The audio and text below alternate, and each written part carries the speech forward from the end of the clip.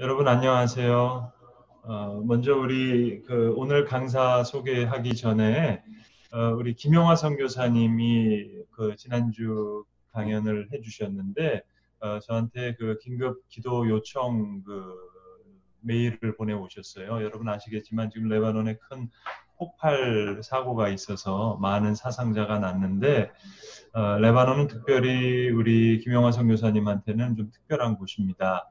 레바논에 시리아 난민이 한 150만이 있고 팔레스타인 난민이 한 40만 정도 있기 때문에 200만 명 가까이 있는데 이 난민들은 유럽에도 가지 못하고 이제 시리아도 돌아가지 못하고 그래서 레바논에만 있습니다. 그래서 레바논이 그들을 홀대해 주지 못하면 이 난민들은 어디도 오도 갈 데가 없는 거예요. 지금 아마 락다운이 걸렸다 그럽니다. 레바논. 그래서 지금 대통령의 긴급 발동을 했기 때문에 레바논이 힘들어지면 이제 시리아 난민들은 너무 어려워지니까 좀 기도를 부탁했습니다. 우리 나중에 우리 함께 기도하는 시간을 좀 가졌으면 좋겠고 우리 황전도사님 나중에 기도 인도하실 때 함께 기도 제목으로 인도해 주시면 좋겠습니다. 자, 오늘은 세 번째 웹 선교 세미나인데요. 우리 영국에서 계신 우리 김보연 목사님, 선교사님, 잠깐 우리 웹 세미나로 제가 한번 불러보겠습니다. 목사님 좀 우리 인사해 주시기 바랍니다. 우리 교우들에게. 안녕하세요. 저는 영국 브리스톨에서 사역하고 있는 김보현 목사라고 합니다. 지금은 잠시 한국을 방문 중에 있습니다. 반갑습니다, 여러분. 선교사님, 특별히 담낭 수술을 하셨는데 오늘도 병원에 가셨다가 저 체크업을 받으셨기 때문에 지금 많이 힘드실 텐데 근황 토크를 좀 해주시죠. 수술 받으신 거, 다 이제 쓸개 없는 선교사님이 되셨습니다. 네, 지금 저 한국에 들어와서 오래전에 진단받았던 그 담낭 염증 때문에 네. 담낭 제거 수술을 지난주에 받았습니다. 그런데 요즘 이제 의료가 좋아져서 3일 만에 입원한 지 퇴원을 했고요. 오늘 마지막 이제 진료 받고 이제 상처가 조금 아물기만 기다리면 된다 하는 말씀 들어와서 그렇게 지금 잘 지내고 있습니다. 감사합니다. 선교사님, 제가 교인들을 대신해서 좀 여쭙게요. 저희가 지난번에 우간다 선교사님, 또 레바논 선교사님 이렇게 네.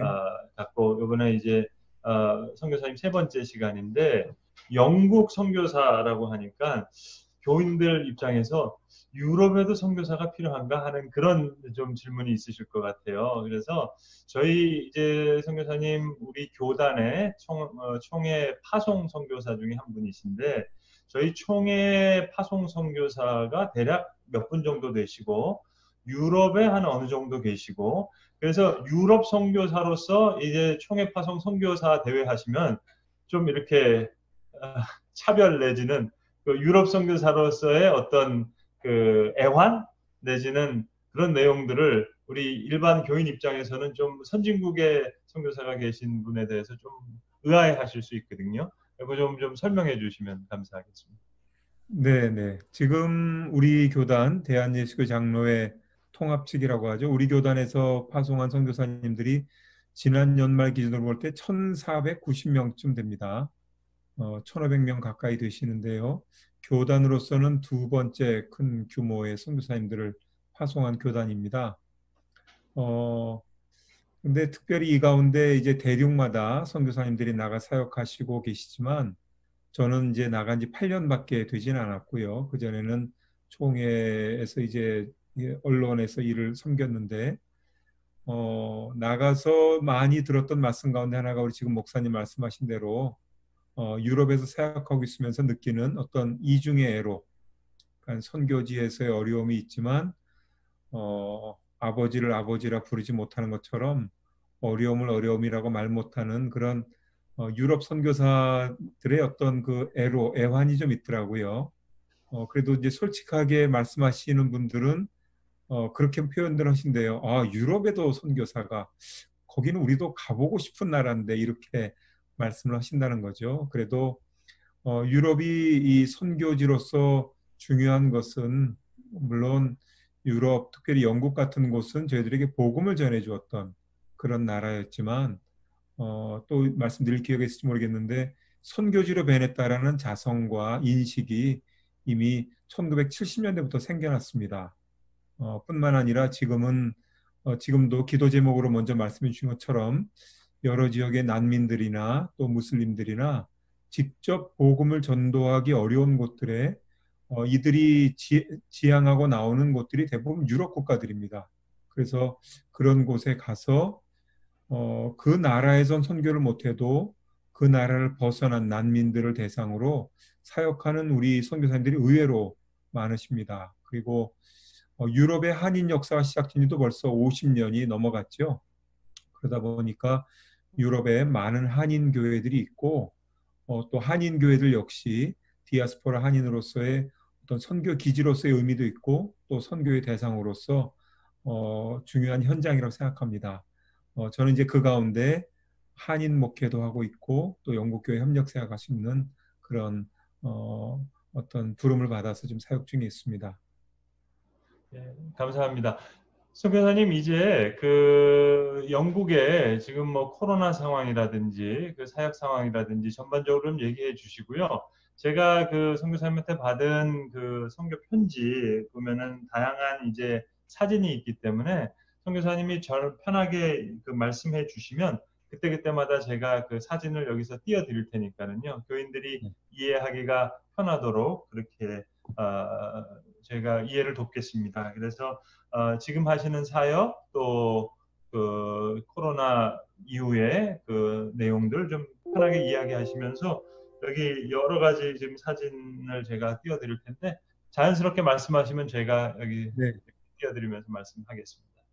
우선 그 코로나 상황부터 좀 말씀을 드리면요. 코로나 상황은 뭐 아시는 대로 지금 한국을 포함해서 중국에, 그러니까 아시아에서 먼저 이것이 널리 퍼졌다 하는 소식이 전파되다 보니까 2월경에는 영국 내에서 오래 살았던 분들 또 인종과 관계없이 아시안들을 바라보는 이 현지인들의 눈초리가 예사롭지 않았습니다. 그래서 한참 공부하는 학기 중이었는데 2월이 이미 또 성도님들도 많은 애로를 또 토로했고요.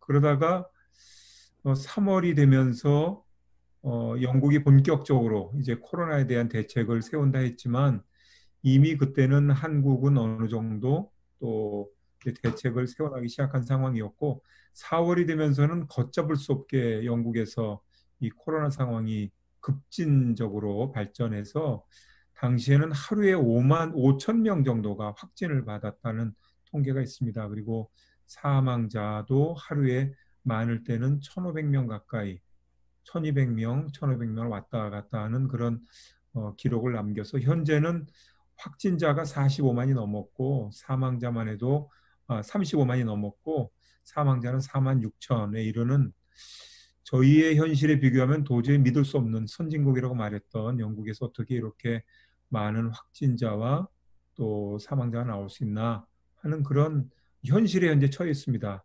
이것이 지난달까지 조금 수그러들었다가 이달 들어서 다시 증가세로 돌아서서 이 사회적으로는 지금 두 번째 코로나 확산이 온 것 아니냐 하는 그런 우려가 있고요.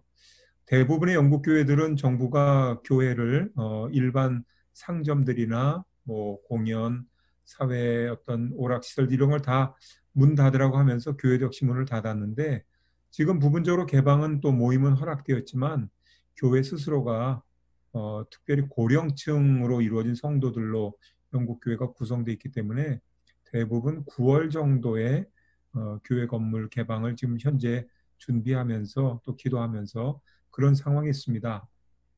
제 사역을 간략히 소개해드리면 저는 우리 교단 총회 파송을 받았습니다만 여기서 한인 교회를 목회하는 선교사님들이 많이 계십니다. 그런데 지금 저와 같이 영국 교회 안에 소속된 한인 교회 경우는 제가 알기로는 이것이 아마 처음이 아닌가 생각을 합니다. 장로교회로서는 그런 사역을 하고 있고 이제 8년째 사역하면서 우리 교회의 어떤 목회하는 이제 사진들을 보면서 말씀드리겠습니다만, 목회뿐만 아니라 우리에게 복음을 이미 200년 전에 또 160년 전에 전해 주었던 그런 선교 국가였던 영국 교회와 지금 협력하는 사역을 하고 있는데요. 사진을 보면서 좀 말씀드리겠습니다. 이 사진은 영국 교회 예배실입니다. 저희 예배실은 이제 뒤에 나올 텐데요. 이 예배당은 전쟁 중에 한번 폭격을 맞아 무너져서 1950년대 이후에 건축된 예배당이고요. 역사는 지금 한 170년쯤 됐습니다만, 이 교회에서 저희들이 1년에 4번 정도는 연합 예배를, 저희는 2층 다락방에서 예배를 드리는데 내려서 함께 예배를 드립니다. 그래서 지금은 이때는 한국에서 목사님 오셔서 한복을 입고 영국 목사님과 한국에서 오신 목사님 두 분이 서서 예배를 드리고 절기 때마다 이러한 모습으로 예배를 드리고 있는 모습이고요. 그 다음 사진은 보시면 이것은 이제 제가 섬기는 교회는 아닙니다만 비가 오는 날이었습니다. 그런데 10월이 되면 저와 제가 섬기는 브리스톨 한인교회와 동역하는 지금 손들고 가운데 계신 분인데요. 이 목사님이 섬기시는 레드랜드 파크 교회가 함께 노숙자들을 위해서 음식을 이렇게 섬기는 그런 사역을 주말마다 4번 합니다. 그럴 때는 이제 우리 청년들 또 성도님들 함께 샌드위치 만들고 해서 공원에 가서 이제 음식을 나눠주고, 뭐 비를 맞고 이랬기 때문에 다 옷들은 젖었습니다만 그래도 한 2시간가량 봉사하고 이제 마무리하고 교회로 돌아가기 전에 이제 기념 촬영을 한 장면입니다. 숲런이라고 하죠. 이 다음 장면은 저희들이 교회 앞에 큰 길가에 있는 모습인데요. 여기는 지금 이를테면 한국 음식 코너입니다. 저기 가운데 보이시나 모르는데 요 팔짱을 어깨에 딱 끼고 계신 분이 영국 목사님 사모님이신데, 저분은 이제 햄버거를 만들어 파시고, 우리 즐거운 우리 교회 성도님들은 뭐 만두, 뭐 부침개 이런 한국 음식, 치킨. 근데 인기가 너무 좋아서 이제 영국 사모님이 보시고는 약간 이제 시샘하는 표정입니다만, 이렇게 해서 모아진 성금을 크리스찬 에이드라는 기관에 보내서 1년 내내 사역을 저희들이 돕고 있습니다. 그 다음 사진은 저희들이 1층에 있는 작은 방인데요. 평소에 주일학교가 모이는 방인데 테이블에 보시면 찻잔들이 많이 있습니다. 예배만으로 연합예배를 드리다 보니까 성도님들이 힘들어하세요. 영어로 예배 드리는 것을 힘들어해서 제안을 했습니다. 우리 연합은 좋은데 연합 예배뿐만 아니라 연합으로 차 마시는 티타임, 애프터눈 티라고 영국이 유명한데 한번 해보자 그랬더니 이 할머니들이 집에 찬장에 넣어두었던 그 티 세트를 다 가져오시고 또 샌드위치, 쿠키 이런 걸 구워 오셔서 대화를 나눴어요. 근데 이 모임 후에 굉장히 두 교회가 가까워졌습니다. 저한테 와서도 내가 그 이름도 외웠어. 그리고 교회 청년들이 영어 참 잘하더만, 이런 말씀들 하십니다. 근데 제가 참 고맙다, 잘했다 말씀드리지만 또 아쉬운 것은 그렇게 이름 외우고 나면 이 청년들이 1년 안에 돌아온 청년들이 많아서 다시 만나면 새 얼굴로 바뀌는 그런 일들이 많습니다. 그 다음 사진도 아마 같은 내용인 것 같고요. 네, 이 사진은 저희들이 1년에 6번, 7번 정도 문화탐방이라는 그런 프로그램을 합니다. 브리스톨에 워낙 그 기독교와 관련된 인물들, 역사 현장이 많은데 지금 저희들이 간 곳은 조지 뮬러 목사님이 사역했던 고아원은 아니고, 원래는 큰 건물 고아원 한 300명 이상 수용하는 큰 학교 같은 고아원을 5동을 지으셔서 2,000명의 고아를 돌보셨는데, 이곳은 이제 1950년 이후에 국가에서 어린이들에 대한 복지가 좋아지면서 복지원에 있던 어린이들이 가정 같은 환경을 요구했답니다. 그래서 그 건물을 매각하고 집을 사서 거기서 지도하던 선생님들이 본인의 자녀들뿐만 아니라 한 10명 정도씩 자녀를 맡아서 키우던 그런 집 가운데 한 군데입니다. 지금 보시면 가운데 할머니 한 분이 회색 옷을 입고 서 계신데, 저희가 뜻밖의 이분이 저희들이 와서 휴일이라 건물에 못 들어가고 있으니까 와서 자기소개를 하시는데, 내가 바로 우리 자녀들 6명과 고아들 10명 정도를 이 집에서 돌봤던 분이라고, 지금 할아버지는 저 뒤에서 풀 잔디밭을 지금 갖고 계시다고 소개해서 함께 기념 촬영을 했습니다. 이렇게 브리스톨 주변에 있는 청년들에게는 기독교 유적지를 통해서 기독교의 역사도 또 저희와 관련된 그런 의미들도 함께 나누는 문화탐방 프로그램을 갖고 있고요. 그 다음 사진을 보시면 이 그 다음 사진은 다른 곳으로 또 문화탐방 떠나기 전에 요건 교회 뒷모습입니다. 교회 뒷모습. 문화탐방은 우리 교회 청년뿐 아니라 한국에서 방문하신 분들도 있고 또 교회를 나오지 않지만 이제 친구들이 주변에 좋은 곳을 간다고 하니까 뭐 저희들이 직접 전도의 목적은 아니어도 함께 교제할 수 있는 기회로 또 심지어 오른쪽 끝에 있는 친구처럼 외국인 학생들도 또 함께 연구실에 있는 학생들 초대해서 가보기 힘든 오히려 인근의 그런 도시들을 다니면서 교제하는 그런 프로그램이 되어 있습니다.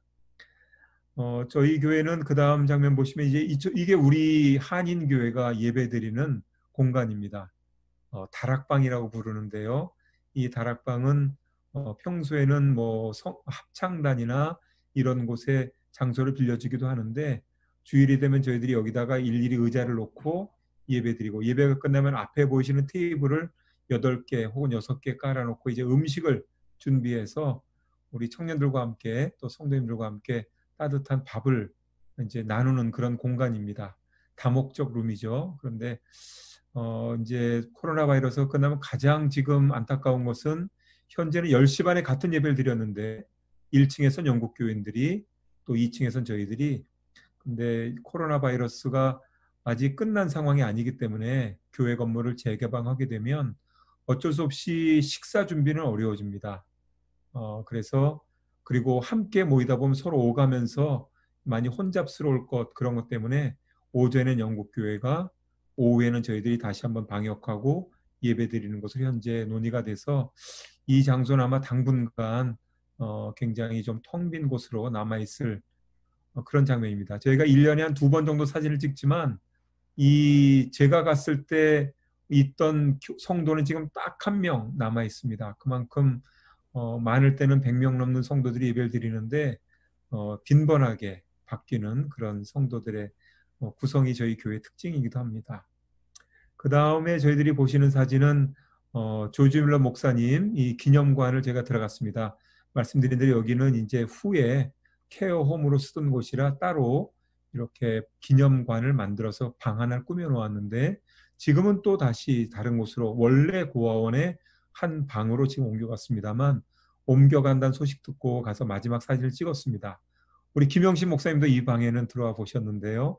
저 테이블이 조지 뮬러 목사님이 앉아서 어린이들을 위해 기도해 주시고 또 어려운 살림살이를 위해서 이제 기도하고 또 편지 써서 또 어찌 보면 이제 떠나간 사람들이 소식을 주고받던 곳이고 기록에 보니까 허드슨 테일러 선교사님이 중국으로 가기 전에 방문해서 이 책상 머리에서 함께 기도를 받으셨다 하는 그런 기록도 있는 곳입니다. 저 멀리 보이는 초상화가 조지 뮬러 목사님입니다. 이분은 독일 분이고 보면 인상이 조금 날카롭습니다. 그러나 아주 철저하게 관리했던 내용들이 기록이 지금도 남아 있습니다. 네, 그 다음 사진은 보시면 이게 네, 우리 교회 인근에 있는 비각입니다. 이 비각은 섬기는 교회 초대 목사님 1850년부터 1900년까지 독신으로 이 브리스톨 교회를 초대 목사님으로 섬기셨던 분의 기념비인데 브리스톨 시민들이 세웠습니다. 이 시기는 우리 토마스 목사님과 거의 비슷한 시기입니다. 토마스 목사님이 우리나라에 와서 신학을 거의 비슷한 시기에 공부했던 분으로 추정이 되고요. 조지 뮬러 목사님과도 같은 시대에 목회했던 분입니다. 같은 마을에서. 조지 뮬러 목사님 목회를 그만두고 고아들을 섬기면서 목회를 하셨고 이분은 교회를 섬기면서 특별히 브리스톨의 어떤 어린이들을 위해서 일을 많이 해서 섬기셨던 사역들이 지금은 브리스톨 어린이협회로 발전이 되었고요. 이분이 세상을 떠난 후에는 이렇게 시민들이 기념비를 만들어 주었는데 지금 저희들이 모인 것은 어느 주일 아침에 영국교회 성도님들과 우리 청년들이 함께 아침 기도회로 모인 장면입니다. 그런데 아침 기도회가 다니면서 기도할 때 미리 다 기도문들을 써오셨어요. 학교 앞에서 또 경찰서 앞에서 교회 앞에서 기념비 앞에서 잔디밭에서 이렇게 기도문을 다 써와서 순서 맡은 분들이 한번 쭉 순례 돌고 돌아왔던 그런 장면입니다. 네, 마지막 장면은 같은 우리 조지 밀러 기념관인데요. 간 곳은 많습니다만 이 장면을 다시 보여드리는 것은 여기 계신 분들은 지금 우리 성도님들이 요 가운데 한 분이 성도님입니다만 우리 교회를 나오지 않는 브리스톨에 있는 여성들, 한인 여성들을 위해서 성경 공부를 합니다. 그래서 성경 통독도 했고 또 지금은 현재는 사도행전 공부를 하고 있는데 이분들 이제 신약 성경을 통독 마치고 마지막 종강으로 이곳을 방문해서 함께 찍었던 그런 장면을 함께 보여드렸습니다. 선교사님 아울러서 오늘 이게 귀한 사역 내용을 잘 들었는데 네, 그 목사님이 하시는 그 우리 교단 관련 또 네, 노예 관련 네, 그런 얘기를 좀 해주시고 아울러서 이제 물론 우리 한국 목사님이시지만 이제 우리 한국 교회를 사랑하시는 분으로서 또 외부인의 시각으로서 또 이렇게 방문하셨을 때 느끼는 것, 또 우리 교인들과 함께 나누고 싶은 하나님의 말씀, 하나님이 주셨던 어떤 도전, 감동, 또 선교지에서 얘기도 좋고요. 한국교회와 관련된 그 방문 기념도 좋고 좀 자유롭게 네, 오늘 그 사진에서 얘기 못한 내용들을 좀 이렇게 풀어주시면 감사하겠습니다. 네. 감사합니다. 지금 저 말씀드린 대로 저는 한인교회, 그러니까 코리안 디아스포라라 할 수 있겠죠. 한인교회를 섬기는 목사로 나가서 제가 몇 년 동안, 물론 제가 선교지에 나가기 전에 20년 정도 그 기독교 개통 신문사에서 기자로 사역하면서 해외 나가서 한인교회를 못 봤던 것은 아닙니다만 목회자 입장에서 또 선교사 입장에서 한인교회를 보면서 그런 생각을 해보았습니다. 지금 현재 통계로 보면 약 6천 개 정도의 한인교회가 전 세계에 흩어져 있다고 합니다. 그런데 한인교회 혹은 한인 디아스포라라고 말하지만 그 국가의 형편, 교민들의 형편 어떤 그런 상황에 따라서 한인교회의 성격이 매우 다를 수밖에 없구나 하는 생각을 합니다.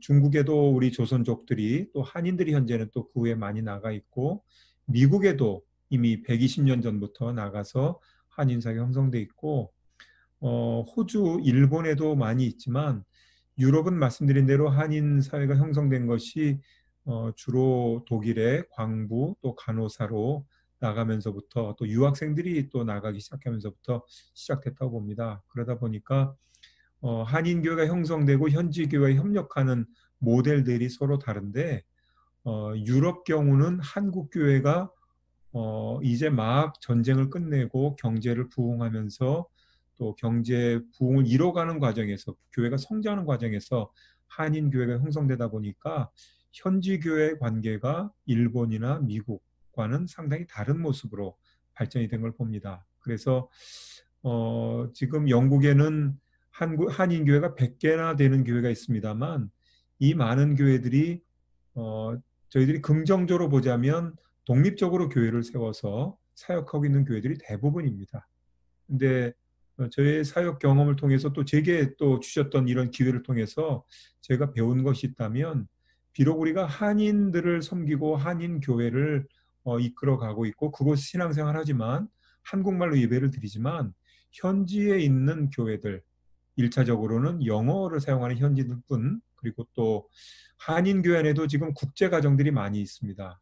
장기적으로 머물 수 있는 한영 가정, 한불 가정, 한중, 한일 이런 가정들이 저희 교회 안에도 지금 있고 또 떠나기도 하시는데요. 뿐만 아니라 말씀드린 대로 외국에서 제3국에서 오는 또 사람들이 많이 있습니다. 그런데 그런 면에서 한인교회는 특별히 현지 있는 한인교회는 굉장히 중요한 선교의 거점이다 하는 것을 생각합니다.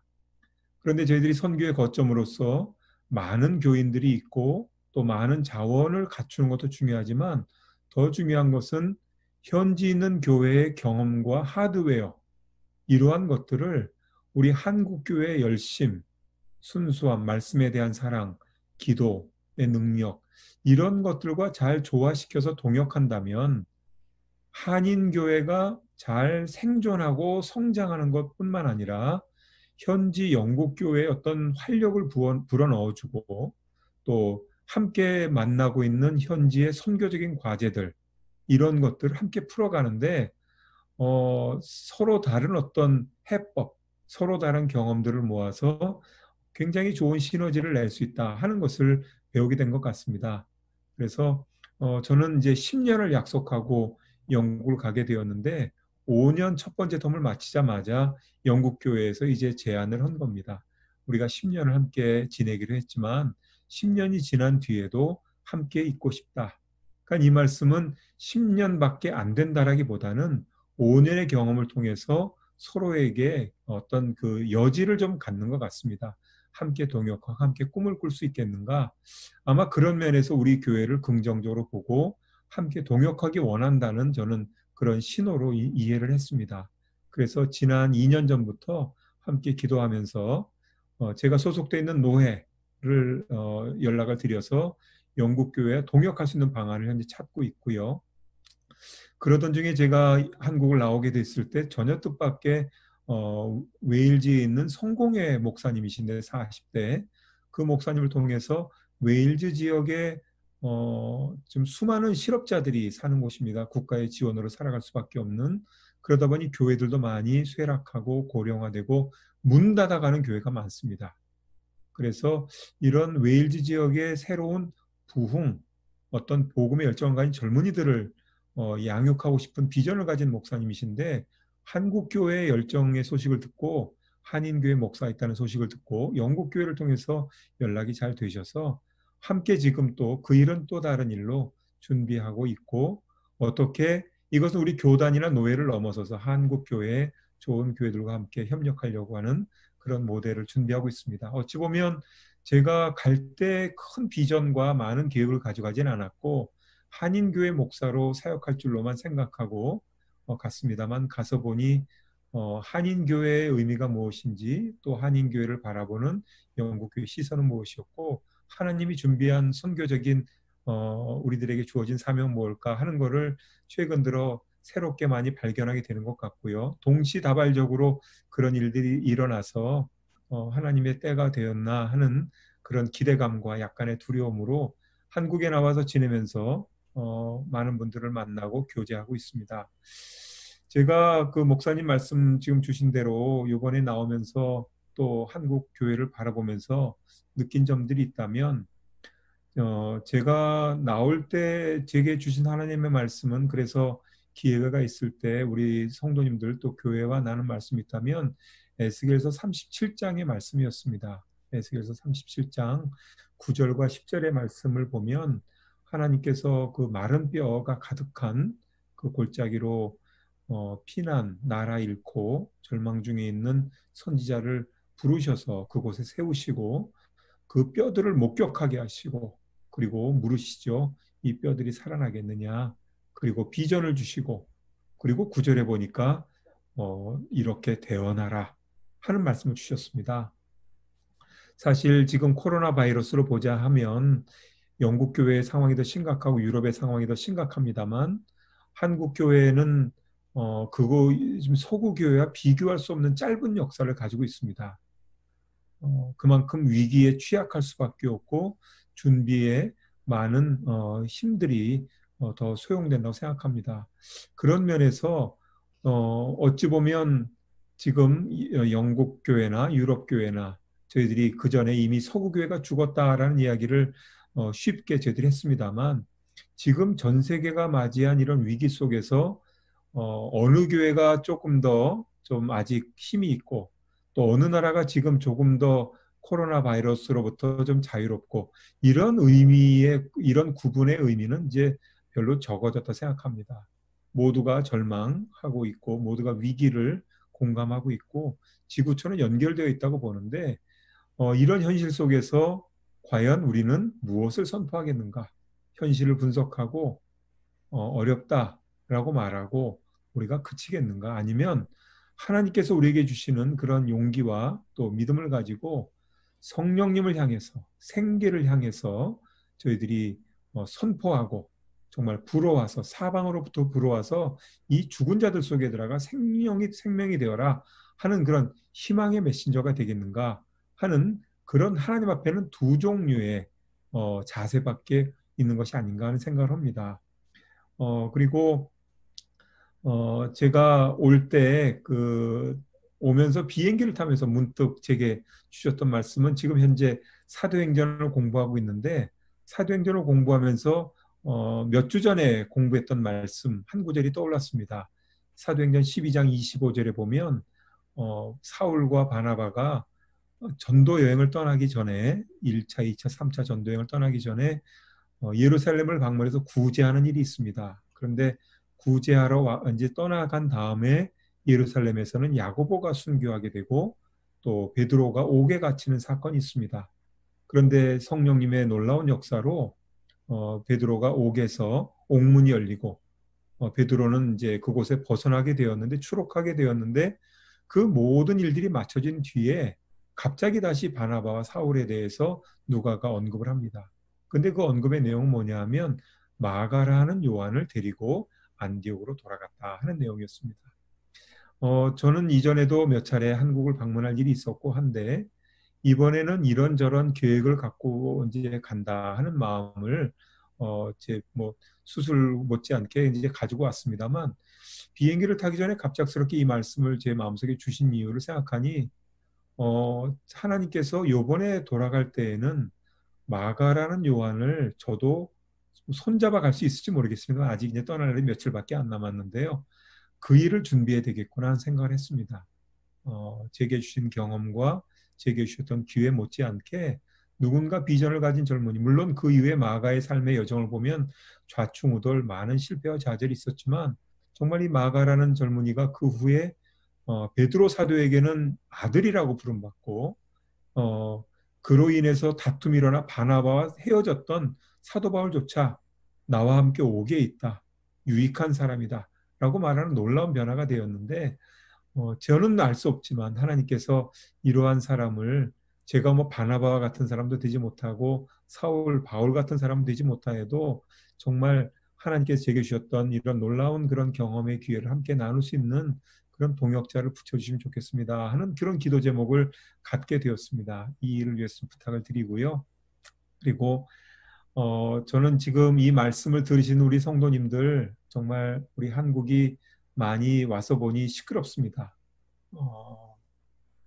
뉴스라는 게 그런 것 같습니다. 좋은 이야기보다는 지금 비가 많이 오고 영국에 있는 성도님들은 지금 문자 보내시면 아주 걱정이 태산입니다. 지금 비가 많이 오고 막 흙탕물이 온 거리에 넘쳐나 차가 다 잠기는데 목사님 어떻게 다니세요? 이렇게 물어보지만 뭐 그런 지역도 있어도 또 대부분의 지역은 안전한데요. 저희들이 한국 사회가 지금 많이 어렵고 힘든 것은 사실이지만 제가 짧게 말씀드리면 올 때는 제가 에어포트에서 비행기를 타고 왔습니다만 갈 때 저는 에어 브릿지를 건너갑니다. 그런 게 영국 사회에 지금 만들어졌습니다. 무슨 말씀이냐면 영국에서 지금 자가격리 조치를 뒤늦게 발표를 했어요. 그러면서 이 자가격리를 6월 8일부터 시작할 텐데 이 가운데 좀 안전한 나라들은 우리가 들어와도 자가격리를 면제해 줄 수 있을 것이다 라는 발표를 한 바가 있습니다. 그런데 제가 들어와 있는 동안 7월 10일부터 그렇게 자가격리가 면제되는 나라 명단을 발표했는데 그 명단에 한국이 들어가 있었습니다. 그래서 저는 이제 돌아가면 자가격리를 영국에서는 하지 않습니다. 그때 사용한 말이 바로 에어브릿지였습니다. 참 허공에 다리가 놓였다는 여러분 믿을 수 있겠습니까? 그리고 저희들이 얼마나 기분이 좋습니다. 이젠 비행기를 타고 앉아있는 제 마음은 나는 비행기를 탄 게 아니야. 나는 에어 브릿지를 건너가고 있어. 저 다리 건너가면 나는 안전하게 내가 가고 싶은 곳 갈 수 있어. 이런 생각을 합니다. 그런데 여러분 실상 이 다리를 보이지 않는 허공의 다리를 건너온 사람들이 이미 영국에 있었다는 걸 여러분 기억해 주십시오. 우리 순교자였던 토마스 목사님 그분이 갈 수 없는 나라 조선이란 나라를 발견하고 이 다리를 건너 대동강까지 들어오신 겁니다.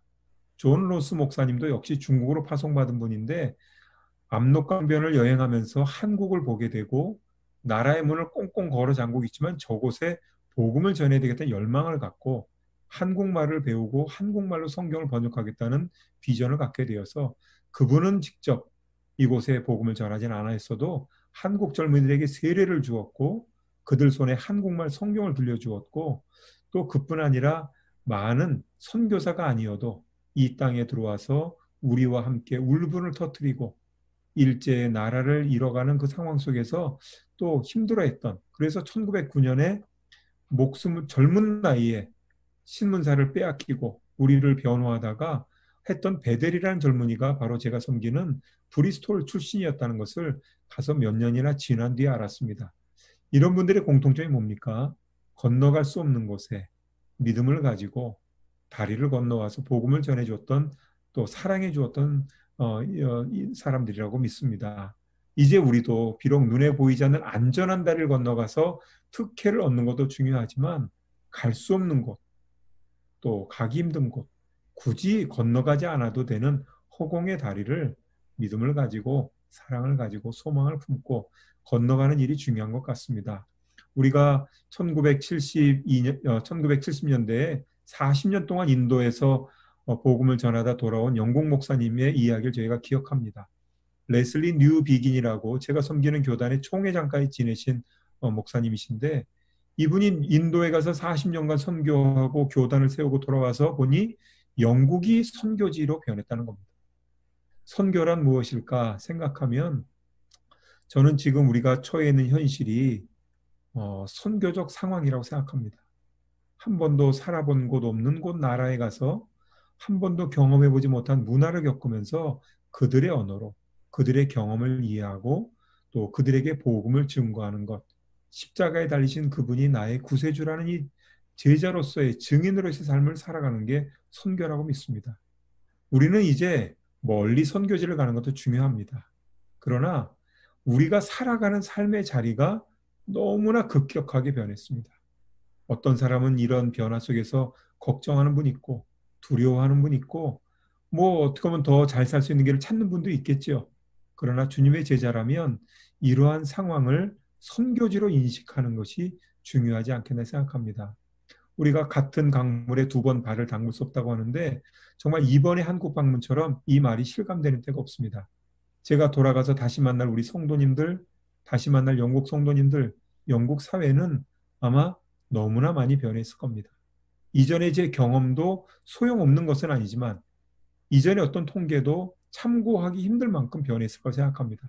그러기에 저는 다시 한번 선교사로서의 마음의 허리에 끈을 동이고 떠나는 마음입니다. 이런 저를 위해서 기도해 주시는 것 참 감사하고 제가 꼭 부탁드리고 싶은 일이지만 정말 우리 성도 예수소망교회 성도님들께 제가 사랑의 마음을 담아서 권면하고 싶은 말씀이 있다면 여러분의 가정이 이미 선교지요. 여러분들이 느끼는 예배의 회복, 교회의 의미, 과연 그런 것들을 여러분 가정의 자녀들은 어떻게 느낄지를 관심 있게 보시는 것이 선교적 조사라고 생각합니다. 그런 걸 통해서 언제나 변함없으신, 다시 오실 때까지 변함없이 우리에게 증인이 되어라 말씀하신 그분의 사명을 내가 어떻게 감당할까 고민하고 기도하고 애를 쓰고 하는 그런 선교적인 삶으로, 그래서 선교적인 공동체로 우리 예수 성도의 소망교회가 다시 한번 주님께 귀하게 쓰임받는 일이 있기를 저도 기도하겠고 또 한번 또 주님의 이름으로 감히 권면을 드립니다. 네, 감사합니다. 우리 목사님 주신 말씀 제가 한번 읽겠습니다. 에스겔서 37장 9절 말씀인데요. 또 내게 이르시되 인자야 너는 생기를 향하여 대언하라.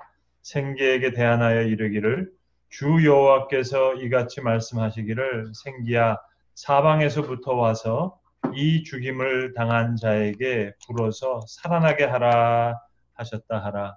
목사님 말씀대로 모든 곳이 우리 선교지라고 생각하고 우리 아까 제가 레바논 기도 제목도 했지만 그 레바논만이 다윗의 아둘람 굴이 아니라 우리의 삶의 영역이 아둘람 굴이 되어서 많은 사람들을 품어낼 수 있고 우리의 삶의 현장에서 정말로 생기를 불어넣을 수 있는, 어떻게 보면 영국교회나 한국교회나 똑같은 우리 선교지가 돼가고 있습니다.